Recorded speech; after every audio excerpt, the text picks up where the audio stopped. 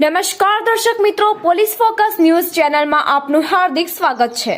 હવે એક નજર આજના મુખ્ય સમાચાર પર। મહાશિવરાત્રિના પર્વ નિમિત્તે બજરંગ સેના દ્વારા ગાંધીનગર સેક્ટર 22 ખાતે ગાય માતા રાષ્ટ્રીય માતાનો દરજ્જો મળે તેના ભાગરૂપે બજરંગ સેનાની ટીમે ગાંધીનગરમાં ખૂબ જ વધારે હસ્તાક્ષર અભિયાન કરાવ્યા। પંચદેવ મહાદેવના મંદિરમાં આ કાર્યક્રમ બજરંગ સેનાની રાષ્ટ્રીય ટીમ, ગુજરાત પ્રવેશ ટીમ, ગાંધીનગર ટીમ અને પાટણ ટીમ પણ ઉપસ્થિત રહી હતી। આગામી સમયમાં બજરંગ સેના હિન્દુત્વ માટે, ધર્મ માટે અને સેવા માટે ઘણા એવા કાર્યો કરશે। બળવંત રાણા મિત્રો, આવા જ અવનવા સમાચાર જાણવા માટે અમારી ચેનલને લાઈક કરો, સબસ્ક્રાઇબ કરો અને બેલ આઇકોન પર પ્રેસ કરો, જેથી અમારી ન્યૂઝની બધી જ અપડેટ આપને મળતી રહે। આઝાદ મીડિયા લાઈવ ચેનલ ગાંધીનગરથી આજે આપણે બજરંગ સેના દ્વારા જે ગાય માતાના અભિયાન ચાલુ થઈ રહ્યો છે એમાં આપણે બહેનો સમક્ષ પૂછીએ છીએ કે પૂછીએ છીએ કે ગાય માતા રાષ્ટ્રીય માતા ઘોષિત થાય તો આપણે બહેનો સાથે જોડાઈએ છીએ। તમે ઈચ્છો છો ગાય માતા રાષ્ટ્રીય માતા ઘોષિત થાય? તમારું નામ કેમ જણાવજો? તમે ઈચ્છો છો ગાય માતા રાષ્ટ્રીય જો આનો જય શ્રી રામ, ભારત માતા કી જય। હું હિતેશ મોદી, બજરંગ સેના રાષ્ટ્રીય યુવા અધ્યક્ષ। આજે ગાંધીનગર સેક્ટર 22માં પંચદેવ મહાદેવ વગાડ આપણે બજરંગ સેના દ્વારા હસ્તાક્ષર અભિયાનનો કેમ્પ કર્યો અને જે પબ્લિક આવતી જતી એ લોકોને પૂછવામાં આવ્યું કે તમે લોકો ઈચ્છો છો કે બજરંગ સેના દ્વારા ગાય માતા રાષ્ટ્રીય માતા ઘોષિત થાય એના નિમિત્તે।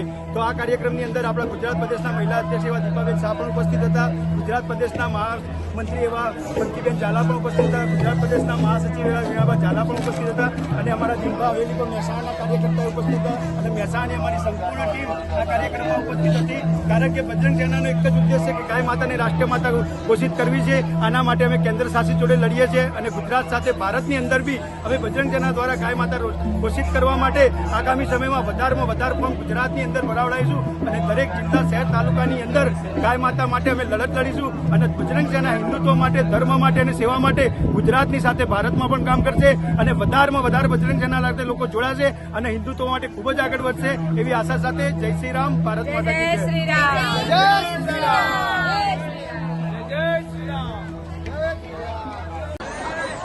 હું હિતેશ મોદી, આઝાદ મીડિયા લાઈવ ચેનલ રિપોર્ટર, ગાંધીનગરથી। આજે જે બજરંગ સેના દ્વારા હસ્તાક્ષર કાર્યક્રમ થઈ રહ્યો છે ગાય માતાને રાષ્ટ્રીય માતા ઘોષિત, તો આવો આપણે પબ્લિકને પૂછીએ કે પબ્લિક ઈચ્છે છે ગાય માતા રાષ્ટ્રીય માતા ઘોષિત થાય તો આપણે પબ્લિક વચ્ચે આવીએ છીએ। તમારું નામ જણાવજો। ગાય માતા રાષ્ટ્રીય માતા ઘોષિત થાય એવું તમે ઈચ્છો છો? તમારું નામ જણાવજો। તમે ઈચ્છો છો ગાય માતા રાષ્ટ્રીય માતા ઘોષિત થાય માટે? આજે અહીંયા પબ્લિક બધી છે, આપણે ઘણી લોકોને પૂછીશું। તમારું નામ જણાવજો મિત્ર। તમે ઈચ્છો છો ગાય માતા રાષ્ટ્રીય માતા ઘોષિત થાય? તમારું નામ જણાવજો બકા। તમે ઈચ્છો છો ગાય માતા રાષ્ટ્રીય માતા ઘોષિત થાય? તો પબ્લિક પણ ગાય માતા માટે આપણે ગાંધીનગરથી કાકા જોડે બી પૂછી શકીએ। કાકા, તમારું નામ જણાવજો। તમે ઈચ્છો છો ગાય માતા રાષ્ટ્રીય માતા ઘોષિત થાય? તો ગાંધીનગરની પબ્લિક પણ આપણે બહેનોને તો પૂછી જોઈએ, બહેનોને દ્વારા બી આપણે પૂછી જોઈએ કે ગાય માતા રાષ્ટ્રીય માતા ઘોષિત થાય તો બહેનોની આપણે સાઉથ લાવીશું। આ બાજુ આવજો, આ બાજુ આવજો। તો બહેનોમાં હજી કોઈ જાગૃત નથી થાય હિન્દુત્વ માટે, જે ગાય માતા માટે રાષ્ટ્રીય જાય બરોબર। તો આપણે પબ્લિકની ગાંધીનગરની અંદર જે આ મેળો જામી છે પંચદેવ મહાદેવ ગાળ, તો આપણે પબ્લિકને પણ પૂછ્યું છે કે ગાય માતા રાષ્ટ્રીય માતા ઘોષિત થાય તો પબ્લિક પણ ઈચ્છે છે કે ગાય માતા રાષ્ટ્રીય માતા ઘોષિત થાય તો કેન્દ્ર સરકારના શાસિતને બજરંગ સેના જણાવવા માંગે છે કે રાષ્ટ્રીય માતા ઘોષિત થાય। બોલો બોલો બેન। હું હિતેશ મોદી, આઝાદ મીડિયા લાઈવ ચેનલ, ગાંધીનગરથી। આજે બજરંગ સેના દ્વારા ગાંધીનગર પંચદેવ મહાદેવ વગાડ આપણે હસ્તાક્ષર અભિયાનનો કાર્યક્રમ બજરંગ સેનાની મહિલા મોરચાની ટીમે કર્યો છે। તો ચલો આપણે જાણીએ કે જે આ કાર્યક્રમની રૂપરેખા શું છે। જે ગાય માતા માટે જે પંકીબેન ઝાલાએ, વીણાબા ઝાલાએ અને દીપાબેન શાહે જે આયોજન કર્યું છે ગાંધીનગરની અંદર, જે હસ્તાક્ષર અભિયાન, જે ગાય માતાને રાષ્ટ્રીય માતા ઘોષિતનો દરજ્જો મળે, તો આપણે આવો સાથે મળીને જાણીએ કે આ કાર્યક્રમ શું છે। આજે પંકીબેન ઝાલા જે ગુજરાત પ્રદેશના મહામંત્રી છે એ આપણને જણાવશે કે હસ્તાક્ષર ગાય માતા માટે જે કાર્યક્રમ કર્યો છે એની રૂપરેખા આજની શું છે।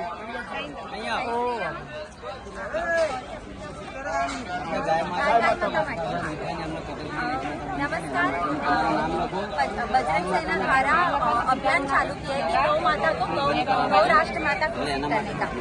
और मैं यही बोलना चाहती हूँ कि सनातन धर्म के अंदर गौ माता का बहुत विशेषता है। गौ माता हम यज्ञ करते हैं, यहाँ तक पूजा पाठ जो भी धार्मिक होता है तो उनमें छोटी छोटी बातें में गौ माता ही होती है। और पहले से यानी 1966 के अंदर गौ रक्षक और गौ प्रेम जो प्रेमी थे उन लोगों ने दिल्ली में जाके भी गौ रक्षा के लिए बहुत प्रयास किया था।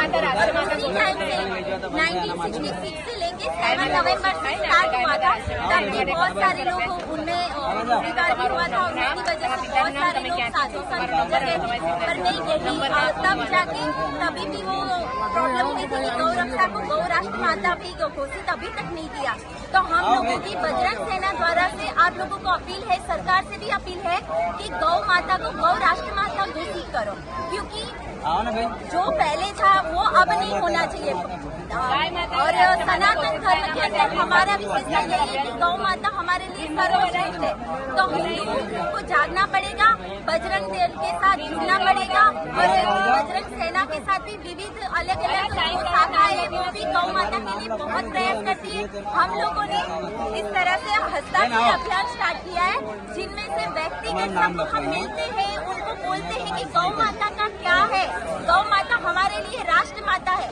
सरकारी रिकॉर्ड के अंदर हम गौ माता को पशु बोलते हैं, पर पशु नहीं बोलना है। गौ माता हमारी माता है। तो हम यही चाहते हैं बजरंग सेना के अनुसार कि हम जिस अभियान में शुरू किया है तो हम यही चाहते हैं, सरकार से यही मांगे कि गौ माता को गौ राष्ट्र माता घोषित करे। जय जय श्री राम। जय श्री राम।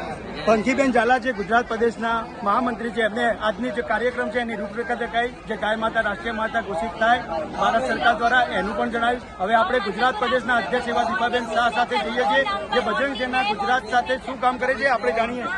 દીપાબેન આપણને જણાવજો, બજરંગ સેના ગુજરાત સાથે શું કામ કરે છે। જય જય શ્રી રામ। હું દીપા શાહ, ગુજરાત પ્રદેશ અધ્યક્ષ। મારી જે ટીમ છે, ગુજરાતની ટીમ, એ બધા લોકો આજે ગાય માતા રાષ્ટ્ર માતા ઘોષિત થાય એ બદલ કામ કરી રહી છે।